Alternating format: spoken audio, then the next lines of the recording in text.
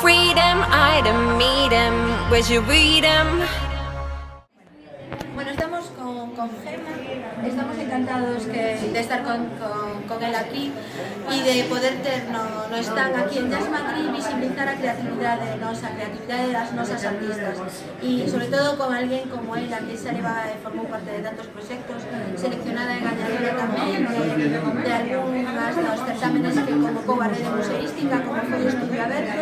Entón, a hora de dar a coñecer a creatividade que ten Lugo, que ten Galicia, nos parecía importantísimo que nesta feira de arte emerxente contar con ela e que de alguma forma enriquecer así co stand. Estamos aquí, sí, porque reivindicamos a visibilidade das nosas creadoras, das nosas mulleres artistas e creo que, bueno, ¿qué te parece? ¿Qué tal la experiencia en Jazz? Muy bien, también estoy muy agradecida de poder estar aquí con todas las demás artistas y con vosotros, formando parte del stand de la estoy contenta de la visibilidad que tiene esto y de poder estar aquí también físicamente y poder hablar con la gente y establecer el stand.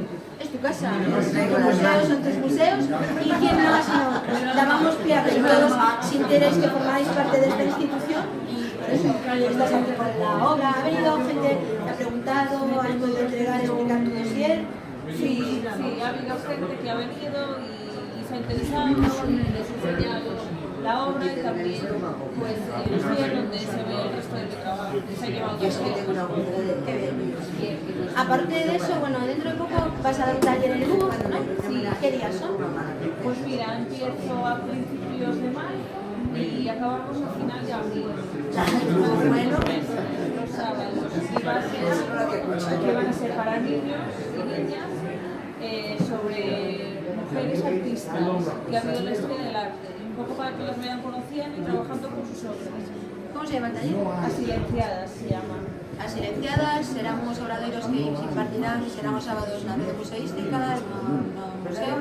Entón, aquelas persoas que queiran matricularse, nenas e nenos que queiran matricularse, temos un club de amigas e de amigos, bueno, pues que estén atentos, que sairán en breve a convocatoria. Yo xe dende Jazz Madrid, pues adiantamos eso, que unha das artistas da Rede Museística será a que impartirá eses obradoiros na Rede Museos. Borders, what's up with that? Politics, what's up